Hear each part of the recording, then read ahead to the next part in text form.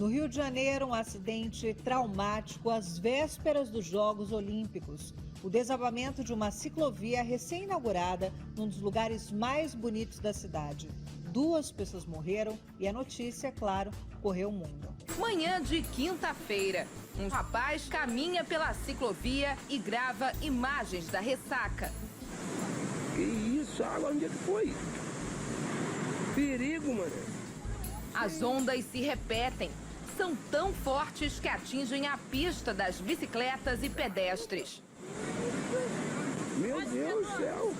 Até que o inesperado acontece. Parte da ciclovia desaba.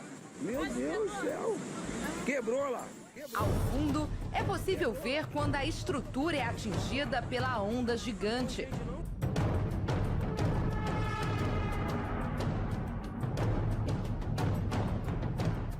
Até então, ninguém sabe a dimensão do acidente. A obra foi inaugurada em janeiro deste ano e demorou 1 ano e meio para ser concluída. Faz parte de um projeto da Prefeitura do Rio de Janeiro de construir um complexo de ciclovias que ligaria as zonas sul e oeste da cidade. Só este trecho, construído sobre um costão rochoso, custou quase 45 milhões de reais. A obra ganhou a desconfiança de quem acompanhou de perto a construção. Estes moradores disseram que tinham medo. Nunca caminhei aqui e eu sentia a fragilidade da obra, como as vigas eram separadas e como era suscetível para qualquer coisa. Sempre teve ressaca aqui. As ondas sempre foram fortes. As nossas casas, que são super fincadas, sempre tremeram com ondas. As ondas foram muito mais fortes do que essa que teve aqui agora. Mas o que teria causado a queda da ciclovia? As ondas atingiram a ciclovia por baixo e ela não suportou. A passarela se desprendeu da viga e tombou. Vários especialistas ouvidos pelo Domingo Espetacular apontaram possíveis falhas na construção da ciclovia. Como é um local onde você tem uma amplificação ali da força da onda, fosse necessário que se tivesse estruturas de proteção, que é o que se faz em obras marítimas, você ter algum anteparo anterior ou outras estruturas de proteção, seria necessário que você tivesse uma estrutura muito mais robusta naquele local, inclusive com ela presa nos pilares maiores. Para o oceanógrafo David Zi, a força do mar não foi levada em conta. É possível ter uma passarela lá, uma ciclovia lá? É possível. É só fazer o dimensionamento correto. Outra coisa importante, o dimensionamento nós não podemos fazer com garantia de 100% de resistir a tudo. Furacão, ciclone, terremoto, maremoto, não. Nós temos que calcular dentro de uma razoabilidade. Mas nós devemos saber que limite de razoabilidade é esse. Porque no momento que tiver algum evento extraordinário, extremo, acima daquilo que ela foi dimensionado, interditar e não deixar as pessoas entrarem lá. Eduardo Paes disse que as famílias das vítimas serão indenizadas e reconheceu que houve falha na fiscalização da obra. Nós vamos encontrar os responsáveis. Tem que ter responsável e esse responsável não é certamente a natureza. Um jornal carioca de grande circulação teve acesso a um relatório do Tribunal de Contas do município. O documento comprova que já havia problemas na pista. As fotos revelam trincas e depressões em trechos da ciclovia em que a pavimentação já havia sido concluída. O Ministério Público quer investigar a participação de todos os envolvidos na obra da ciclovia, de engenheiros a agentes públicos. A polícia, juntamente com o Ministério Público, vai investigar do início ao fim. Daquele engenheiro que projetou, calculou, do engenheiro responsável que executou, do funcionário público municipal que autorizou todas as etapas dessa construção e deu o aceite final para essa obra. O CREA, Conselho Regional de Engenharia e Arquitetura, também fará uma investigação paralela. Depois do resultado técnico dessas perícias que nós vamos analisar, e a gente vai abrir um processo e convidar os engenheiros responsáveis para declararem tudo aquilo que for necessário. Precisa fazer uma vistoria, pelo menos ali na parte do costão da Niemeyer, em todos os pontos, porque com certeza tem outros pontos também de alto risco. Já é um prenúncio que não vai ser muito legal.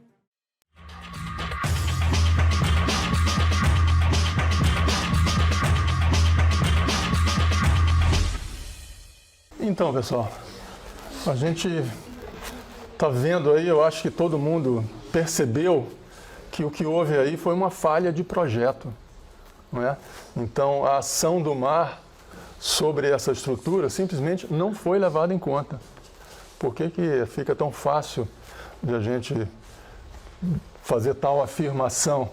Olha só, aqui eu fiz um desenho esquemático da concepção estrutural. São vigas biapoiadas, certo? Aqui está o pilar, a viga apoia aqui, não tem nenhum engaste ou ligação estrutural com o pilar, ela é simplesmente colocada em cima, certo? Bom, essa solução seria perfeitamente razoável numa outra situação, não é? Então, muitas ciclovias, passarelas, pontes são construídas com essa concepção. Tá? Só que nesse local aqui, a gente está num costão no qual as ondas batem e galgam, não é? Então, existe a possibilidade de a onda entrar por baixo e aplicar uma força de baixo para cima. Então, nós temos colegas aqui especialistas em estruturas na engenharia civil. Normalmente, forças de baixo para cima não é muito a preocupação de engenheiros civis, porque as estruturas são projetadas para suportar cargas, né, peso. Então, a força vertical de cima para baixo, né? A próxima questão é, será que ela vai ter força suficiente para derrubar a ciclovia? E aí eu fiz um cálculozinho aproximado disso também, tá? Com coisas muito simples que vocês vão aprender. Então, imagine que você tem um jato impingindo sobre uma superfície impermeável, certo? Então, esse jato ele vai vir, a superfície impede a passagem do líquido, da água, então ela vai abrir e, obviamente, vai exercer uma pressão sobre essa superfície, certo? Então, isso é um problema muito conhecido na mecânica dos fluidos. E essa pressão aqui é conhecida como pressão dinâmica de estagnação. Estagnação por quê? Porque ali a água foi efetivamente parada, ela não passou, ela teve que desviar, certo? Então, a pressão dinâmica de estagnação pode ser estimada com essa formulinha aqui, incrivelmente simples também, tá vendo? 1/2 de ρ, velocidade do jato ao quadrado, tá certo? Chegamos a isso aqui, pessoal. A força total naquele pedacinho da estrutura seria entre 12,5 e 50 toneladas de força, atuando de baixo para cima. 3 anos, 10 meses e 20 dias de detenção convertidos em prestação de serviços à comunidade. Essa foi a pena para os responsáveis por 2 mortes provocadas pela queda da ciclovia Tim Maia em abril de 2016. A decisão foi proferida pelo juiz André Felipe Veras nesta segunda-feira. Mesmo com um pedido de absolvição feito pelo Ministério Público, a Justiça entendeu que todos os réus tiveram algum tipo de atuação na construção da ciclovia, seja na confecção do projeto ou na fiscalização da obra. Entre os condenados está o engenheiro Luiz Otávio Vieira, irmão do, na época, procurador de Justiça do Rio, Marfan Vieira. Na sentença, o juiz destacou que a obra da ciclovia foi regrada por projetos que não levaram em conta a possibilidade, mais do que plausível, de impacto das ondas do mar contra as vigas e os tabuleiros da estrutura. A lei de Murphy diz o seguinte: se houver possibilidade de alguma coisa dar errado, dará. E é assim que começa a sentença do processo de homicídio culposo sobre o desastre da ciclovia Tim Maia no Rio de Janeiro.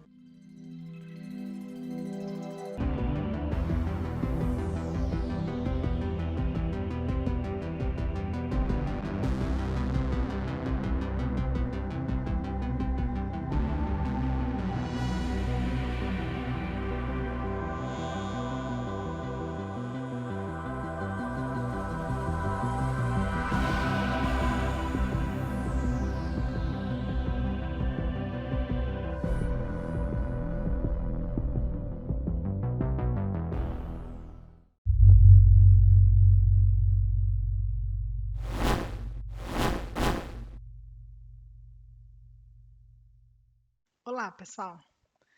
Para entender a aula de hoje, eu preciso que vocês consultem o material que eu disponibilizei lá no Google Classroom. É um trabalho que foi apresentado no Congresso Brasileiro de Engenharia de Avaliações e Perícias em 2017. O trabalho é de autoria do engenheiro Paulo Bregalda, que é uma referência nessa área e acho importante aí que vocês conheçam.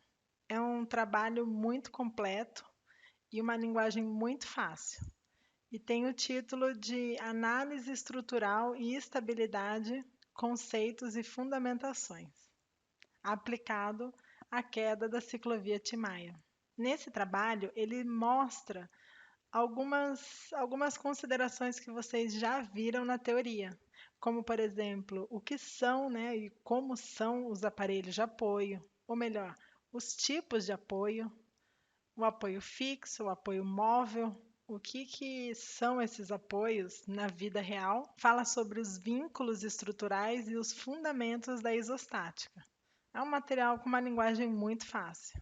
E nesse trabalho, ele prova que o acidente, a causa do acidente, foi o esquecimento das aulas iniciais de estrutura e estabilidade. Então, se vocês não sabem ainda muito bem sobre esse acidente, eu diria que vocês estão assim perdendo uma oportunidade muito boa de ver na prática o que vocês já estudaram na teoria. O trabalho mostra fotos, tem considerações, tem explicações sobre esse acidente. E eu acho que assim, ele é fundamental para a aula de hoje. Na aula de hoje, nós vamos falar sobre as combinações de ações. Mas vocês não vão sair daqui com respostas assim específicas sobre exatamente o que fazer. Mesmo porque nem a norma apresenta isso para a gente de uma forma tão explícita. E essa é a função principal do engenheiro. Então, a gente vai sair daqui com algumas considerações de como fazer, para que a gente possa aí trilhar um caminho na carreira profissional. Então, de uma forma geral, a aula de hoje ela vem para deixar algumas dúvidas em aberto. Na verdade, ela vem para mostrar para vocês que existem aí vários pontos que são questões que precisam e que só podem ser analisadas pelo engenheiro no momento ali da elaboração do dimensionamento de um projeto. Não tem uma receita de bolo que funcione em todos os casos. E vocês já perceberam isso se vocês leram aí o documento da ciclovia. E é por isso que essa aula ela é tão importante, porque a falta dela provoca acidentes como esse da ciclovia que vocês viram. E exatamente por isso seria uma pena se a gente não pudesse falar sobre esse acidente aqui na nossa aula. Por isso que é fundamental que vocês relembrem um pouco sobre o que aconteceu naquela época. E o mais interessante é que vocês vão olhar para esse acidente com outros olhos, porque agora a gente está estudando sobre isso, ou melhor, vocês já vieram estudando sobre os assuntos que, na prática, a gente vê nesse acidente terrível aí da ciclovia Timaya. Então, não desiste dessa aula e vamos começar.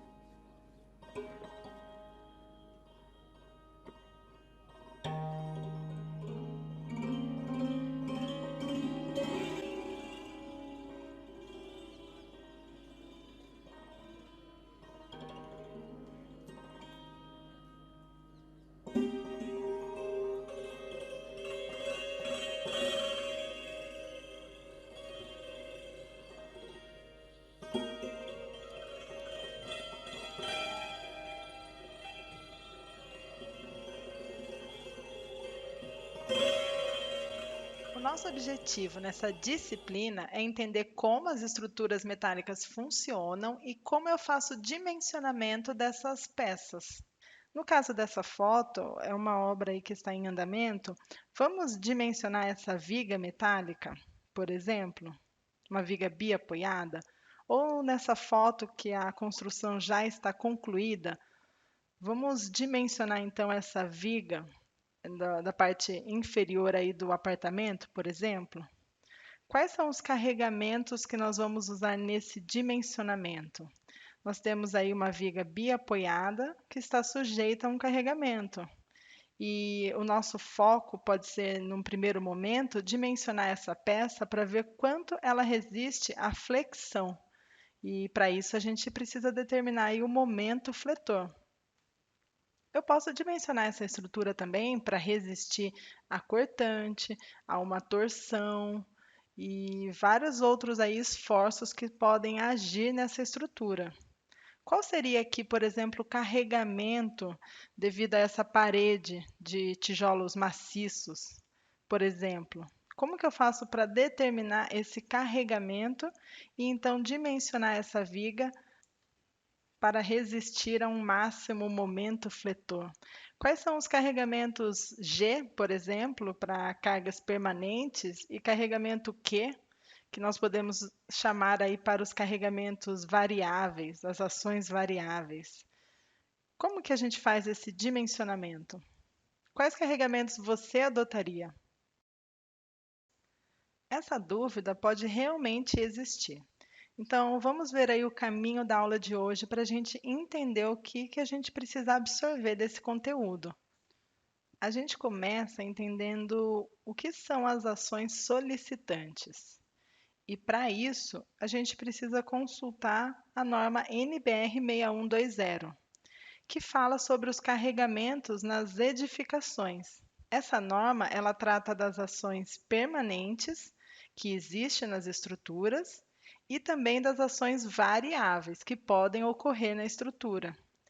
Com essas ações, a gente precisa olhar um pouquinho para a NBR 8681, para a gente entender qual que é o tratamento que eu tenho que fazer com essas ações permanentes e variáveis. Ou seja, eu preciso fazer aí combinação de ações. Essa combinação vai me dizer assim quais carregamentos eu devo considerar e quanto deles eu vou considerar, para então seguir com o dimensionamento da nossa estrutura. A NBR 6120 trata das cargas, então, para as edificações. E nessa norma, a gente encontra quais são os valores das cargas que eu preciso considerar no meu projeto, quando eu estou fazendo aí o dimensionamento, quando eu estou elaborando o projeto. Exceto em alguns casos específicos, onde eu tenho normas específicas, como é o caso das pontes e viadutos. Então, essa norma, ela classifica em cargas permanentes e cargas variáveis. Quem são essas cargas? Como cargas permanentes, eu posso citar aquela parte da estrutura que vai sempre existir, como, por exemplo, os telhados das estruturas, até a parte de madeira aí que compõe esse telhado. As telhas, que podem ser cerâmicas, ou de concreto, ou de vidro. Eu também considero como carga permanente as paredes, as lajes, ou seja, tudo aquilo que faz parte realmente da edificação. Além disso, eu tenho as cargas variáveis, que são aquelas ações que podem ou não existir, de acordo com o que está acontecendo aí na minha estrutura, como, por exemplo, o vento. A ação do vento pode provocar um esforço adicional na minha estrutura, e isso tem que estar previsto. Dependendo da localização da minha edificação, eu posso também ter aí um peso adicional e variável referente à neve em certos períodos do ano. Eu posso considerar também um esforço variável de acordo com o impacto de um possível acidente de um veículo no pilar da minha estrutura. Eu também tenho as deformações térmicas, ou seja, a variação de tamanho dos elementos de acordo com a variação de temperatura. Isso pode provocar aí esforços na estrutura. De repente, um esforço devido à retração do material, bem como um esforço devido à dilatação desse material. Eu também tenho empuxo de solo, que pode ocorrer de repente no meu muro de arrimo. Então, além do peso do solo, além do peso do material que compõe o muro de arrimo, aquela estrutura, eu também tenho a força que o solo faz ou que a água presente no solo faz.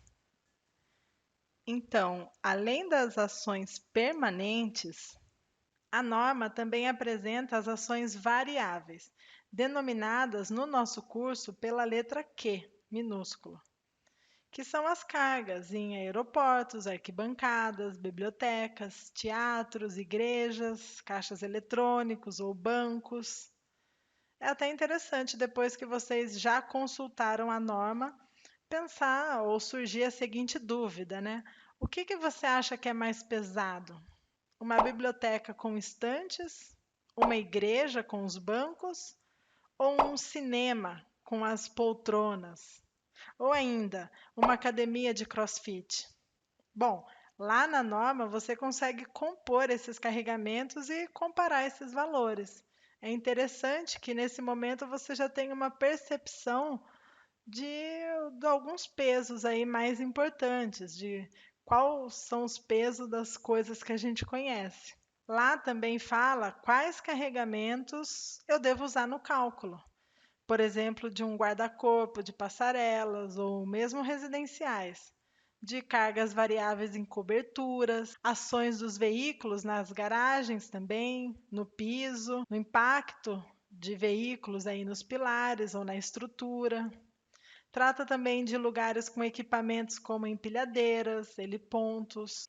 A gente encontra, então, várias informações interessantes nessa norma. Além dos carregamentos, ela também pode orientar como que eu devo utilizar alguns desses carregamentos. Como, por exemplo, nós colocamos lá atrás uma foto de uma edificação. Aqui ela fala um ponto interessante, por exemplo, em relação aos pilares, aos carregamentos, às reações de apoio que os pilares recebem. A norma fala de reduzir as cargas variáveis para determinar os esforços em pilares e fundações que suportem aí N andares acima, por exemplo, quando temos aí grupos de pisos com o mesmo tipo de uso. Então, se vocês consultarem a norma, vocês conseguem ir além daquilo que de fato a gente vai utilizar ou a gente vai ver aqui na aula de hoje.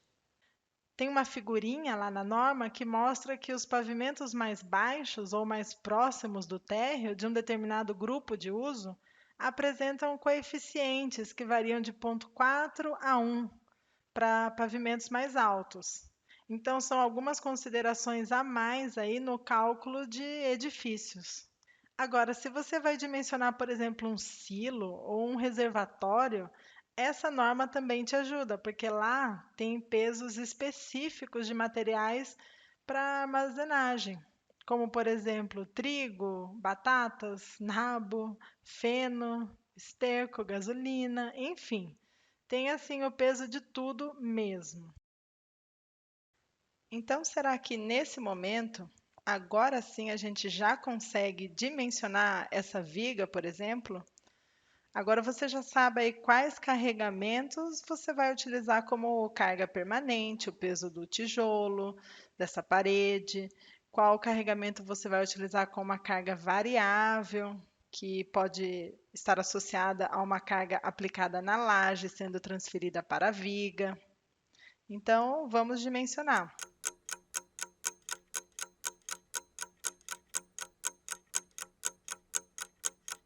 Bom, talvez eu precise te falar o seguinte: a gente não pode utilizar esses valores característicos, que são os valores que a gente encontrou lá na norma, porque eles não representam a realidade da estrutura.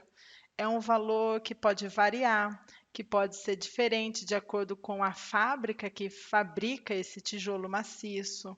Então, eu não posso só utilizar aqueles carregamentos característicos das normas. Eu preciso fazer um tratamento com esses valores das ações solicitantes para então dimensionar a minha estrutura com um valor que seja coerente com todas as ações e todas as variáveis que podem ocorrer durante a construção dessa edificação. Para isso, a gente precisa utilizar um método de cálculo. Antigamente, era utilizado o método das tensões admissíveis. O que significa esse método?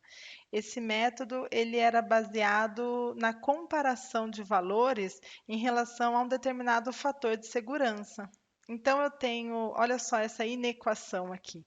Eu tenho um valor de resistência, que pode ser uma tensão resistente, uma força resistente, e esse valor de resistência era dividido por um fator de segurança, que eu posso encontrar nos catálogos que eram fornecidos aí junto com os elementos estruturais. Essa divisão, esse valor, esse resultado do lado esquerdo dessa inequação, ele deve ser maior do que a somatória de todos os esforços solicitantes que existem na estrutura. Então, ele deve ser maior do que a somatória desse S, dessa resistência solicitante, das tensões que são geradas de acordo com as ações solicitantes. E isso tinha um sério problema, porque nem sempre representava exatamente o que a estrutura estava sujeita a receber.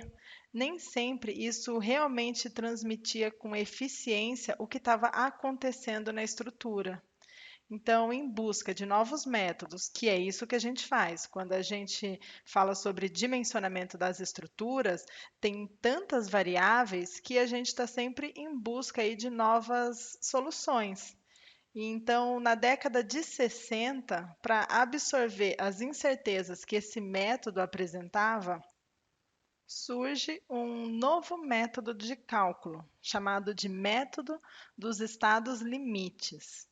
Esse método, ele trata essas ações solicitantes de um modo um pouco diferente. Leva em consideração alguns métodos estatísticos ou uma probabilidade daquela solicitação ocorrer ou não.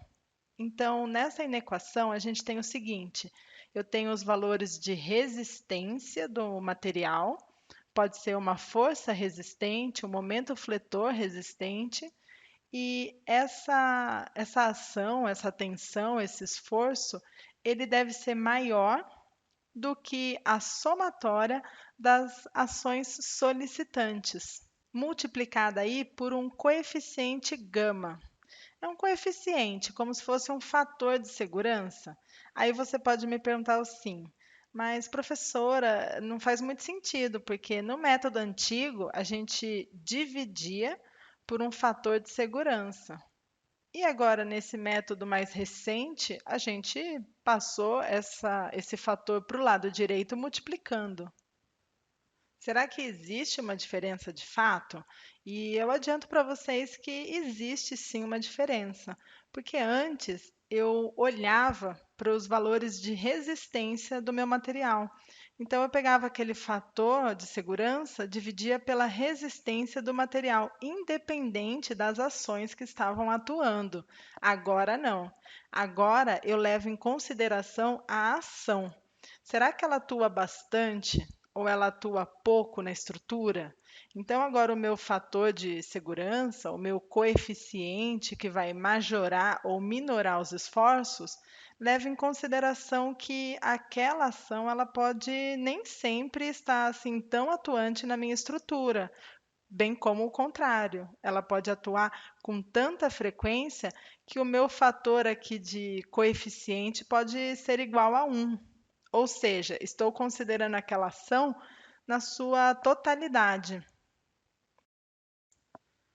Para que a gente entenda como esse método funciona, vamos admitir o seguinte: qual que é a nossa premissa de cálculo? Qual que é as nossas considerações aí para dimensionamento das estruturas? O cálculo da estrutura deve garantir que ela suporte de forma segura e estável todas as solicitações a que ela pode estar submetida durante a execução, ou seja, durante a construção e durante a utilização dessa obra.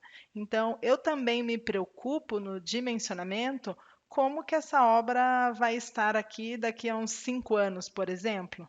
Como que ela vai se comportar durante a utilização. O dimensionamento dessa forma consiste, então, em impedir a ruína ou falha da estrutura, como um todo ou como partes dessa estrutura. E aí, quando eu falo de ruína, impedir a ruína, pode surgir a seguinte dúvida: o que é a ruína de uma estrutura?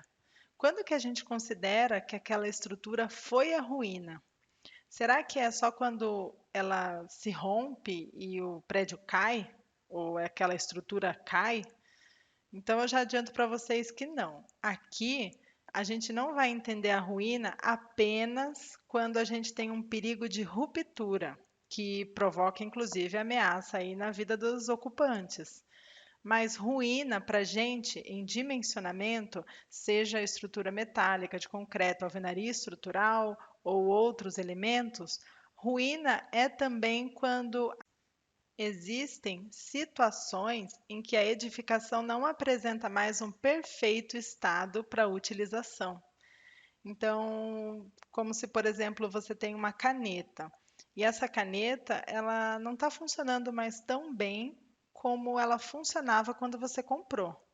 Ela não está totalmente quebrada. Você olha para ela, ela parece íntegra. Mas quando você a utiliza, você vê que ela não está mais funcionando bem, ela não escreve direito, ela está falhando, ou às vezes sai tinta demais e estraga toda a sua anotação. Então, eu posso falar que essa caneta foi a ruína, não por causa da ruptura, eu não quebrei ela de fato, mas ela foi a ruína porque ela não apresenta mais um perfeito estado para utilização. Então a gente vê que esse método, ele divide o entendimento da estrutura em dois pontos principais. Primeiro, quando eu olho aqui na figurinha do lado esquerdo inferior da tela, o comprometimento na durabilidade da estrutura. E segundo, quando eu analiso e quando eu identifico um comprometimento na segurança da estrutura. Esses são aí dois pontos principais e primordiais para você entender como que você deve utilizar esse método dos estados limites. Então, eu vou encontrar estados limites para questões de durabilidade da estrutura e eu vou encontrar estados ou valores limites quando eu quero pensar na segurança daquela estrutura. Tá, mas o que é afinal um estado perfeito de uso? A gente pode pensar no seguinte: muitos são aí os parâmetros que a gente deve encontrar numa obra em estado perfeito de uso. Eu preciso de segurança estrutural, eu preciso de funcionalidade, durabilidade, eu também preciso de uma obra econômica, pequenas vibrações, pequenos deslocamentos, resistente às ações do tempo. Tem até um quadrinho aí que não tem nada escrito para você tentar aí se autoavaliar e ver se você consegue identificar aí mais um parâmetro que a gente deve encontrar numa obra em perfeito estado de uso. O problema é que nem sempre nós conseguimos garantir todos esses pontos na nossa construção. Alguns fatores, eles estão assim além do nosso poder de atuação. Estão fora do nosso controle. Então, a gente pode dizer que no cálculo estrutural existem as incertezas. A gente precisa garantir que se tenha segurança e condições ótimas de uso. Mas existem alguns fatores que estão além do nosso alcance, como uma imprecisão geométrica das peças construídas em campo. No projeto, por exemplo, diz uma viga de 50 centímetros de altura. E por algum descuido do pedreiro, de repente ele montou ali a forma e ela se deslocou um pouquinho. No fim, a viga ficou com 42 centímetros de altura. Como que fica aí o seu dimensionamento? O engenheiro que fez o cálculo estrutural, como que ele responde a essa alteração em obra? Ainda dá para garantir as condições que você admitiu em projeto? As condições de execução da obra também é um fator aí de força maior. Nós nem sempre conseguimos controlar. Por exemplo, não estava chovendo, mas a chuva começou quase no fim da concretagem. E agora? Existe a imprecisão na qualidade dos materiais usados. E claro, o que a gente pode falar aí de imprecisão nas ações permanentes e variáveis no futuro. Então, por exemplo, aquela casa residencial que virou uma casa de festa, ou aquele galpão que virou uma academia de CrossFit com várias cordas amarradas nas treliças metálicas. Será que aquele carregamento foi verificado ou era previsto? Será que ele não influencia em nada? Será que ele está considerado com algum coeficiente de segurança? Quem fez aquele projeto de cobertura das treliças metálicas? Será que foi bem dimensionado? Então, nós vamos partir desse princípio. Eu preciso garantir a segurança nas estruturas, mesmo sabendo que existem fatores que estão aí além do meu alcance. Aí você pode pensar: ah, mas se está além do meu alcance, não é problema meu. Bom, pode ser um pouco controverso aí esse ponto. É problema seu porque você sabe que existem essas incertezas. Então, você tem mecanismos hoje em dia suficientes para trabalhar com essas incertezas, ou melhor, com algo que ainda não existe, mas pode vir a existir. Que coisa impressionante que é a engenharia, não é? No caso da ciclovia, os réus alegaram que aquela onda com aquela altura e com aquela intensidade, com aquela força, era uma situação imprevisível, era um fato assim inesperado. Mas foi provado que essa resposta não cabe aqui. Se você leu a análise, você viu que essa desculpa não colou. E eu gostaria de ir um pouquinho mais além. Na sentença, que é uma decisão judicial dessa ciclovia Timaya, os 15 condenados eram de diversas áreas, como geólogo, engenheiro geotécnico, orçamentista, analista de gerenciamento de projetos. Claro, o processo, até a data de hoje, está ainda em andamento, em fase de recurso, mas na decisão judicial, esses 15 condenados, eles não são todos engenheiros calculistas que fizeram exclusivamente o cálculo estrutural daquela estrutura. E o que a gente faz, então, com essas incertezas que a gente já sabe que existem? Além de terapia, claro. Usamos um método que leva isso em conta. E é exatamente isso o que faz o método dos estados limites. Nesse caso, naquela primeira vertente, ou naquela primeira parte do método, onde eu falo sobre a estrutura em uso, ou seja, onde eu analiso durabilidade, eu posso também levar em consideração aqui o conforto que o usuário tem ao utilizar aquela edificação. E falo também sobre a funcionalidade dessa peça ou dessa estrutura. Então, os estados limites, dividido aqui em estado limite de serviço, são os estados onde a gente relaciona a durabilidade das estruturas, a aparência, ao conforto e ao bom uso ou a utilização funcional. A NBR 8681, ela traz a seguinte definição que é interessante. Os estados limites de serviços são estados que, por sua ocorrência, repetição ou duração, ou seja, eu posso ter uma situação que ela dure muito tempo. Esses estados causam efeitos estruturais que não respeitam as condições especificadas para o uso normal da construção, ou que são indícios de comprometimento da durabilidade da estrutura. E essa é uma ótima definição.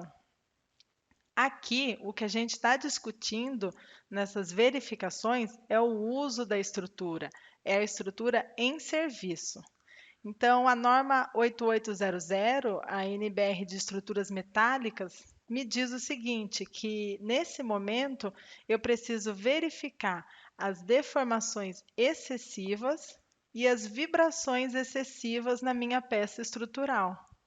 Para isso, eu devo levar em consideração que os valores, os esforços, as tensões ou as ações em serviço, elas devem ser menores do que as ações limites. E quais são esses valores limites? A norma me apresenta aí deformações limites, por exemplo. Quando eu olho essa tabela da NBR 8800, eu vejo que uma viga de cobertura, aí na terceira linha, ela pode ter um deslocamento máximo de L dividido por 250.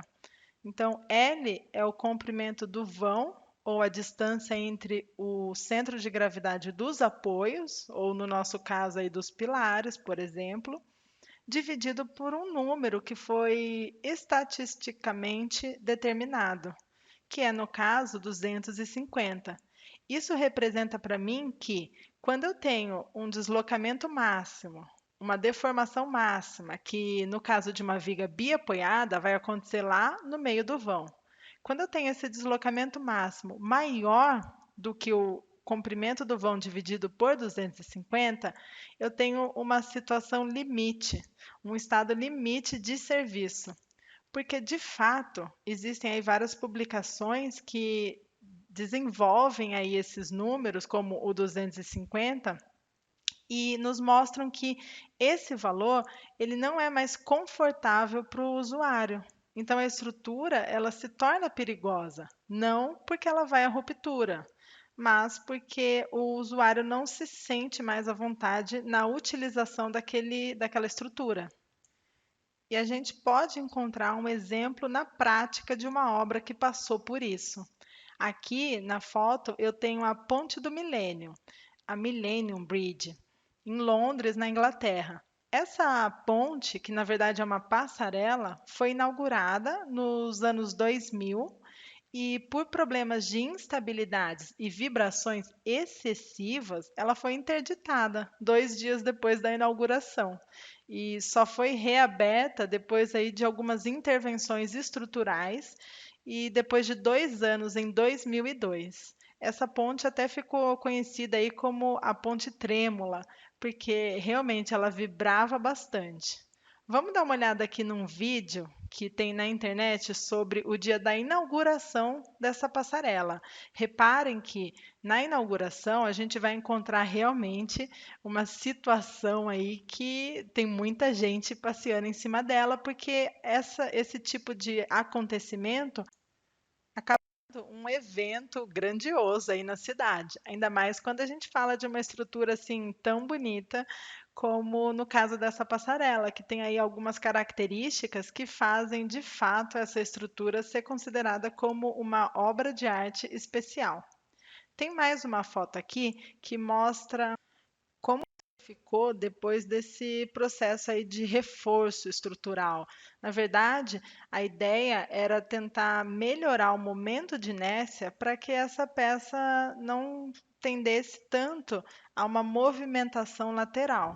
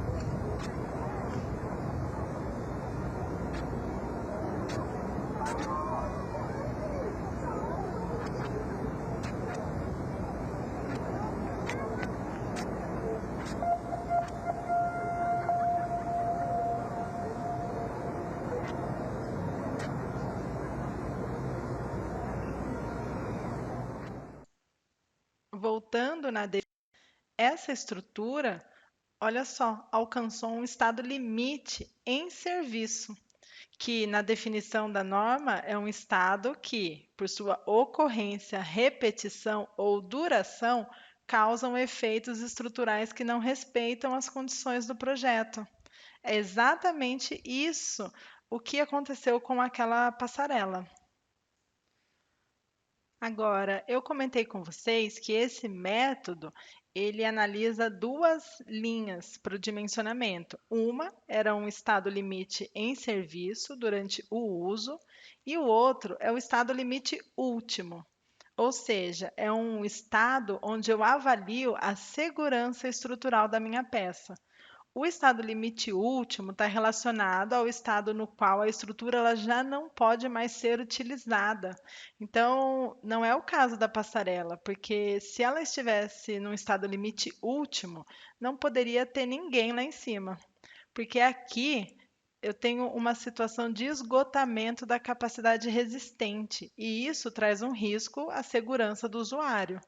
Então, nessa situação, eu preciso de reparos, reforços ou até mesmo a substituição da construção. Às vezes, existem casos que é necessário demolir e construir de novo. Mas, no primeiro momento, quando a estrutura atinge esse estado limite, a gente precisa paralisar e interditar totalmente a obra.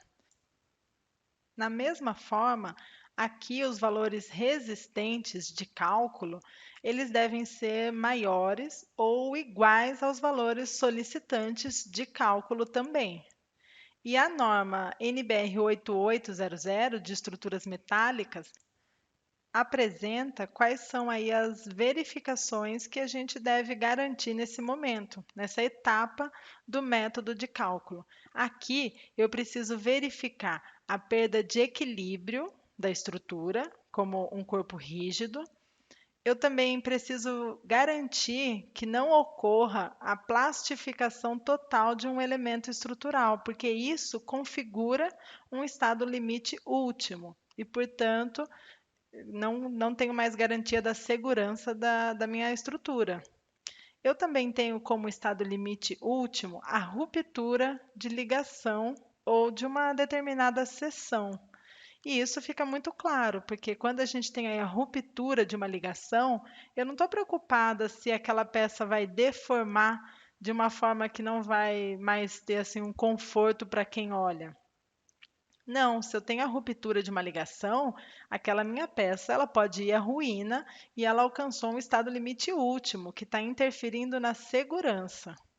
Eu também posso ter um estado último quando ocorre uns valores limites em relação à flambagem, num regime elástico ou não.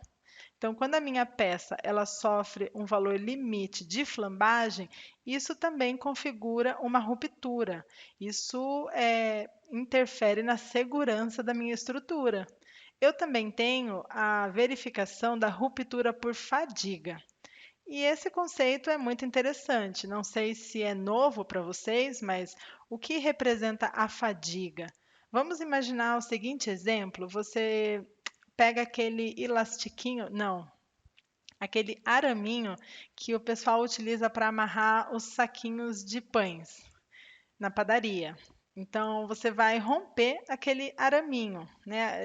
Às vezes ele tem uma capinha de plástico ali branco, mas vamos pensar assim ali naquela estrutura de ferro que tem ali dentro. Então, você vai romper aquele arame.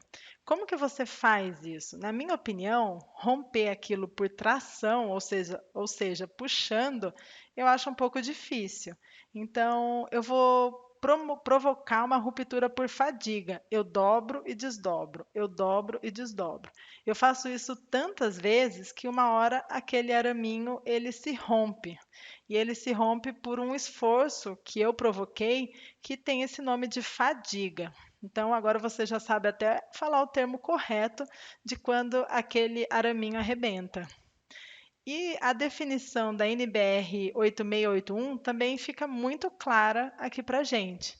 O que é, então, esse estado limite último que uma estrutura, qualquer elemento estrutural, pode alcançar? É um estado que, pela sua simples ocorrência, e reparem nesse termo, porque no outro exemplo, a gente falava que não era só ocorrência, mas a gente relacionava a duração daquele estado. Aqui não. Uma vez que ocorreu a flambagem, vai à ruína, está perigoso e não tem segurança.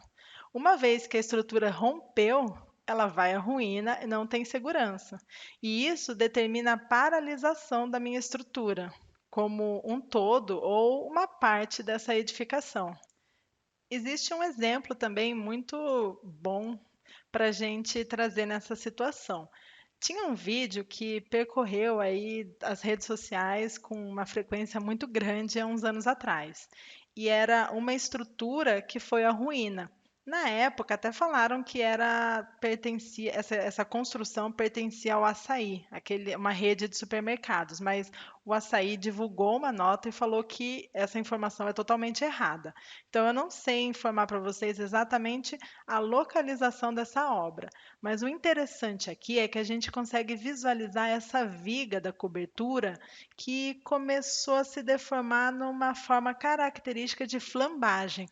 Quando a estrutura passa por esse fenômeno de flambagem, ela se comporta exatamente como está na foto.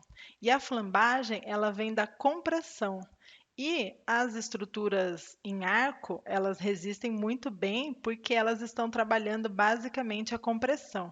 Então, é muito fácil aí de visualizar que provavelmente foi esse o efeito que ocorreu até que essa estrutura foi toda à ruína. Vamos dar uma olhada num vídeo?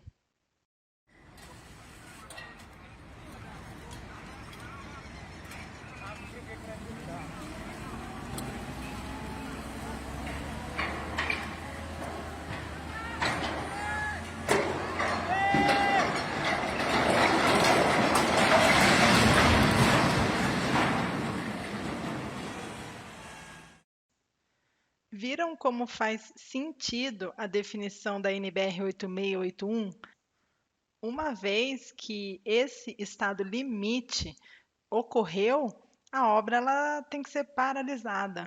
Ela não apresenta nenhuma segurança estrutural. Não estou falando de conforto, eu estou falando de risco aos usuários.